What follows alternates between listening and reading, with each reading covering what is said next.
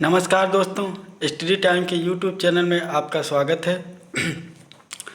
तो आज हम मनोविज्ञान में जानेंगे लेव वाइगोस्की के बारे में, जो कि बहुत ही इम्पोर्टेंट टॉपिक है, जिससे कि हर एग्ज़ाम में प्रश्न बनते हैं। तो आइए इसके बारे में हम अध्ययन करें।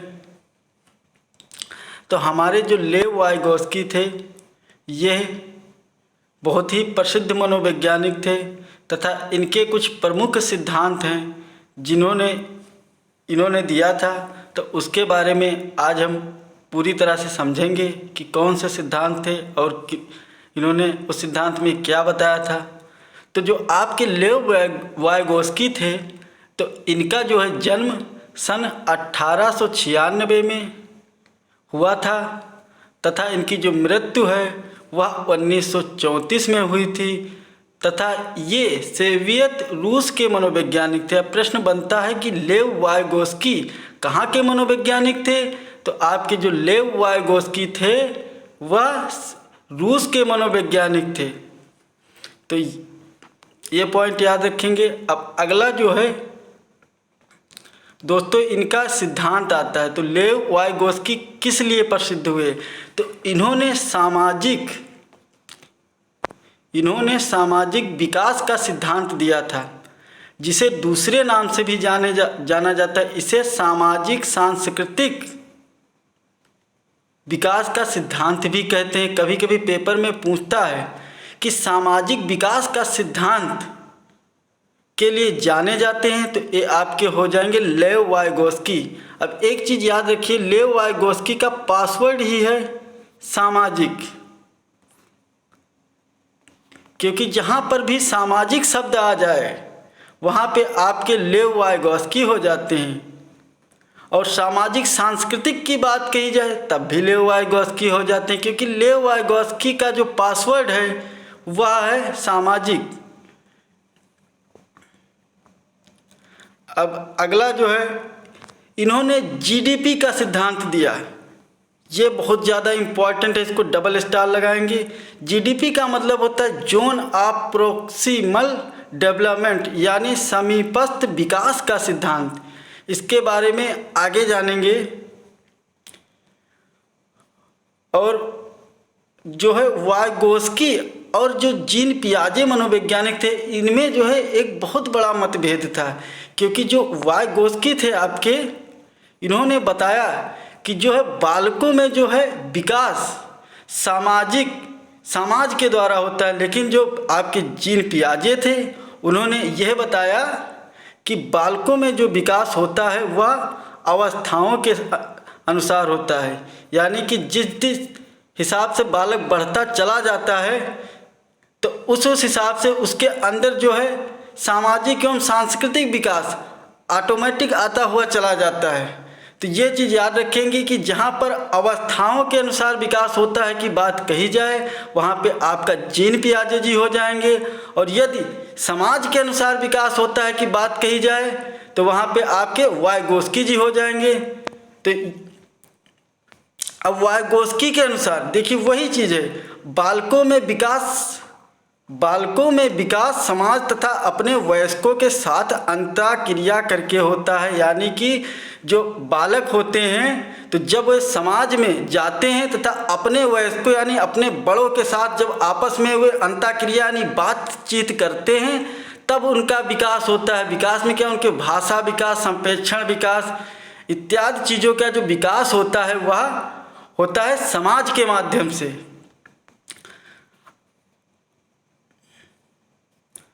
जन्म के समय वाइगोस्की जी ने कहा है, जन्म के समय बालक का व्यवहार स्वार्थी प्रवृत्ति का होता है, वह समाज से काफ़ी दूर होता है। बिल्कुल सही। यानी कि जब बालक जन्म लेता है तो जो उसका व्यवहार होता है स्वार्थी प्रवृत्ति का होता है। स्वार्थी का मतलब ये नहीं होता कि किसी चीज़ के लिए स्वार्थ के लिए घमंड या क्रूर। इसमें स्वार्थी का मतलब ये बताया है वाइगोस्की जी ने कि जब बालक जो है जन्म लेता है तो वह अपनी चीज़ों को रो कर व्यक्त करता है। मतलब उसके इतने अंदर उसके ज़्यादा समझ नहीं होती कि चीज़ों को कहे।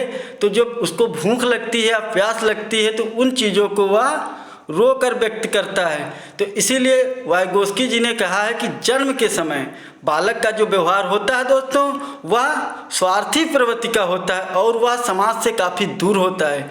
तब जब जन्म लेता है तब वह समाज के बारे में जानता ही नहीं है। फिर धीरे धीरे जब वह समाज में लोगों से मिलने जुलने लगता है तब वह समाज के बारे में जानता है। तो ये चीज़ बेहद इम्पॉर्टेंट है और इसको याद रखेंगे, क्योंकि इन्हीं से प्रश्न जो है परीक्षाओं में आपके बनते हैं। अब जो अगला है वो है, वाइगोस्की जी ने बताया कि बालकों में, 2 बार लिख गया है, बालकों में भाषा का विकास। तो जो बालकों में भाषा का विकास होता है वह कैसे होता है, तो वाइगोस्की जी ने बताया है, एक तो होता है आपका आंतरिक विचार से और दूसरा होता है बाह्य विचार से।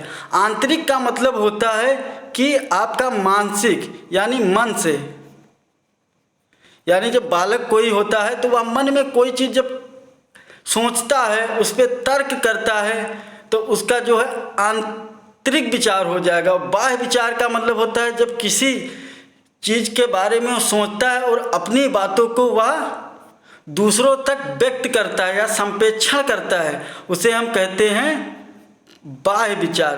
तो ये पियाजे जी ने भाषा विकास के कितने चरण बताए, तो वो पियाजे जी ने भाषा विकास के दोस्तों 2 चरण बताए हैं। पहला है आंतरिक विचार जो कि मन से होता है और दूसरा है बाह्य विचार जो कि संप्रेषण से या कम्युनिकेशन से होता है।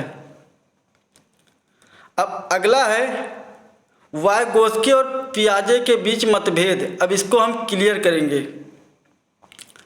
देखिए, एक मिनट। तो आपका जो वाइगोस्की जी है, तो वाइगोस्की जी ने के अनुसार बालक में पहले विचार आता है। वाइगोस्की जी ने बताया कि बालक में पहले विचार आता है। ये पॉइंट आप पकड़ेंगे कि बालक जो होता है तो उसमें पहले विचार आता है, फिर भाषा आती है, यानी कि बालक में पहले वो विचार करता है, उसके बाद में वो चीज़ों को बोलता है। तो यह किसने कहा, तो यह वाइगोस्की जी ने कहा। अब जो अगला है वह है पियाजे जी। अब पियाजे जी क्या कहते हैं, तो जो जीन पियाजे हैं वो कहते हैं, अब जीन पियाजे के बारे में थोड़ा जान लेते हैं कि जीन पियाजे जो थे स्विट्जरलैंड के मनोवैज्ञानिक थे और इन्होंने संज्ञानात्मक विकास का सिद्धांत दिया था। तो जो पियाजे जी हैं, तो पियाजे जी कहते हैं कि पहले भाषा आती है फिर विचार आता है, यानी कि आपके जो वाइगोस्की जी थे उन्होंने कहा था कि पहले विचार आता है फिर भाषा आती है, लेकिन जो पियाजे जी हैं इनका बिल्कुल उल्टा सिद्धांत है। तो आप वाइगोस्की का याद अगर जो है तो आप पियाजे का कल ले जाएंगे, क्योंकि पियाजे जी का ये मानना है कि पहले जो है बालक जब जन्म लेता है तो उसके अंदर भाषा आ जाती है और उसके बाद में पहले वो चीज़ों को बोलता है, उसके बाद में उस पर विचार करता है कि जो हम ये चीज़ बोले हैं ये सही है या गलत है। तो ये आपका दोस्तों हो जाएगा पियाजे के अनुसार भाषा कैसे होती है। तो ये चीज़ याद रखेंगे, क्योंकि ये कथन है, कभी कथन को भी पूछ लेता है कि यह किसके अनुसार है, क्योंकि ये पूछा भी गया है यूपी टेट 2015 में। अब अगला आपका है वाइगोस्की का सामाजिक विकास का सिद्धांत। अब ये जो है बहुत ही प्रसिद्ध सिद्धांत है, क्योंकि इसी से प्रश्न बनते हैं लगभग। तो इसके बारे में जानेंगे कि ये सामाजिक विकास का सिद्धांत वाइगोस्की का है क्या। तो मैंने ऊपर बताया था कि वाइगोस्की की जहाँ पर बात कही जाती है तो उसमें पूरा का पूरा खेल है समाज का, क्योंकि वाइगोस्की का जो पासवर्ड मैंने बताया है वह ही है समाज। क्योंकि वाइगोस्की जी ने कहा है कि हर प्रकार के विकास में समाज का विशेष महत्व रहता है, यानी कि जब भी बालक का विकास होता है यानी चीज़ों को वो सीखता है समझता है, उसमें समाज का विशेष महत्व रहता है। समाज जैसा उसे समाज में परिवेश मिलता है, चीज़ों को वह वैसे ही ग्रहण करता है। तो यह था इसमें समाज का विशेष महत्व रहता है। किसने कहा है, वाइगोस्की जी ने कहा है। अब जो अगला पॉइंट है वो है किशोरावस्था संवेगों की तीव्र अभिव्यक्ति। किशोरावस्था संवेगों की तीव्र अभिव्यक्ति की अवस्था है। इस उम्र में बहुत अधिक सामाजिक भावनाएं उत्पन्न होती हैं। ये कौन कहते हैं? ये कहते हैं लेव वाइगोस्की जी। यानी कि जो किशोरावस्था होती है आपकी 18 साल की उम्र, तो उसमें जो है आपके संवेग जो होते हैं, संवेग कौन कौन होते हैं? संवेग वे होते हैं जिसमें भय है, क्रोध है, डर है, घृणा है। तो संवेग का मतलब किसी चीज़ में आपके अंदर एकदम से अचानक घृणा आ जाती है, एकदम आप गुस्सा हो जाते हैं, क्रोध हो जाते हैं, तो ये सब संवेग आप के होते हैं। तो किशोरावस्था संवेगों की तीव्र अभिव्यक्ति की अवस्था है तथा इस उम्र में बहुत अधिक सामाजिक भावना उत्पन्न होती। सही बात है कि जब किशोरावस्था आपकी एज आती है तो उसमें जो है आपके अंदर संवेग जो है बहुत तेज़ी से विकसित होते हैं। आपकी जो है क्रोध की भावना बहुत जल्दी आ जाती, ईर्ष्या की भावना बहुत जल्दी आ जाती, तथा आपको दुख भी होता है कोई चीज़ को। तो ये सब क्रोध जो है ये सब जो है संवेग सबसे ज़्यादा किसमें होते हैं? तो ये होते हैं क्रोध किशोरावस्था में। तो इसीलिए कहा है किशोरावस्था संवेगों की तीव्र अभिव्यक्ति की अवस्था है। इस उम्र में बहुत अधिक सामाजिक भावना उत्पन्न हो जाती है, यानी समाज के बारे में इंसान जो है बहुत ज़्यादा सोचने लगता है, समाज से बहुत अच्छी तरह से घुल मिल जाता है। किस अवस्था में? तो आपका हो जाएगा किशोरावस्था। तो ये इनका एक फैक्ट था। अब अगला है सामाजिक। ये सामाजिक में चल रहा है, सामाजिक सिद्धांत जो है वाइगोस्की का, ये उनके पॉइंट हैं। अधिक जानकार अन्य, जिसको बोलते हैं MKO, इसका पूरा नाम है MKO का मोर नॉलेज अदर। यानी कि जो अधिक जानकार अन्य होता है, इसका मतलब यह है कि जो कोई भी चीज़ के बारे में जिसको अधिक जानकारी हो, जिसको बारे में उसको अधिक, यानी कि उसका जो ज्ञान का स्तर होता है, पहला पॉइंट, उसका जो ज्ञान का स्तर होता है वह उच्च होता है। और किसी विषय वस्तु या प्रकरण के बारे में अधिक जानकारी रखता है। यानी कि जो चीज़ आप बच्चों को सिखाने जा रहे हैं उसके बारे में आपको पूरी तरह से जानकारी है या नहीं है, ये चीज़ है। उदाहरण के तौर पर समझेंगे, जैसे मान लो कि आप जो है पेड़ पौधों के विभिन्न भागों के बारे में बालक को पढ़ाने जा रहे हो, तो उसके बारे में आपको अच्छी तरह से जानकारी है या नहीं है। यदि आपको अच्छी तरह से जानकारी होगी विषय वस्तु से के बारे में, तभी आप तो उनको अच्छी तरह से शिक्षा दे पाएंगे, वरना आप उन्हें अच्छी तरह से शिक्षा ही नहीं दे पाएंगे। तो ये होता है अधिक जानकार अन्य, और यह भी सामाजिक सिद्धांत के अंतर्गत आता है और इसकी बहुत ही अहम भूमिका रहती है, ऐसा वाइगोस्की जी का मानना है। जैसे माता पिता,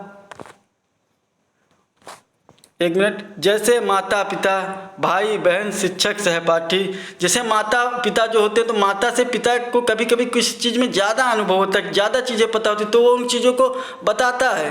तो यही आपका होगा। भाई बहन जो होता है, भाई को किस चीज़ में ज़्यादा पता है तो बहन को बताता है। तो इसका मतलब ही होता है अधिक जानकार, किसी चीज़ में अधिक जानकारी रखना। अब अगला जो पॉइंट है, काफ़ी बार पूछा गया है पेपर में, इसको डबल स्टार में हम लोग लगाएंगे, समीपस्थ विकास का सिद्धांत। तो जो समीपस्थ विकास का सिद्धांत है, इसका मतलब ही होता है GDP, यानी कि आपका स्वतंत्र रूप से किसी कार्य को ना कर पाना और दूसरों के सहयोग की आवश्यकता पड़ना। यानी कि जो आपका समीपस्थ विकास का सिद्धांत होता है, इसका मतलब यह है कि यदि कोई स्वतंत्र रूप से या अकेले किसी कार्य को नहीं कर पाता है और उसको किसी की सहयोग की आवश्यकता होती है। जैसे आपका जो छोटा बच्चा है, तो जब वह कुछ भी कापी पे नहीं लिख पा रहा है, मान लो जैसे छोटा आ या ABC नहीं लिख पा रहा, तो आप क्या करेंगे? तो आप उसे पेंसिल पकड़ा के फिर उसे छोटा आ बड़ा आ लिखवाते हैं धीरे धीरे। तो यही कहता है समीपस्थ विकास का सिद्धांत की, मतलब कोई व्यक्ति अकेले किसी कार्य को ना कर पाना तो उसमें दूसरों की सहयोग की आवश्यकता होती है, उसे सहयोग देना ही समीपस्थ विकास का सिद्धांत कहलाता है। केवल हम कॉन्सेप्ट समझेंगे, क्योंकि जब कॉन्सेप्ट हमारा क्लियर रहेगा तो पेपर कितना भी कठिन आए, कैसे भी घुमा के आए, हमारा कभी पेपर गलत नहीं होगा। तो आप कॉन्सेप्ट क्लियर कीजिए, कभी प्रश्नों को रटने की कोशिश मत कीजिए। और जो यह समीपस्थ विकास का क्षेत्र है, इसमें एक चीज़ और भी है, यह सामाजिक सांस्कृतिक सिद्धांत का एक भाग है। यानी कि जो आपका समीपस्थ विकास का क्षेत्र है, यह सामाजिक सांस्कृतिक सिद्धांत का एक भाग है। भाग का मतलब हुआ कि इससे भी आपकी जो सामाजिक क्रियाएं बालक में होती हैं वो विकसित होती हैं।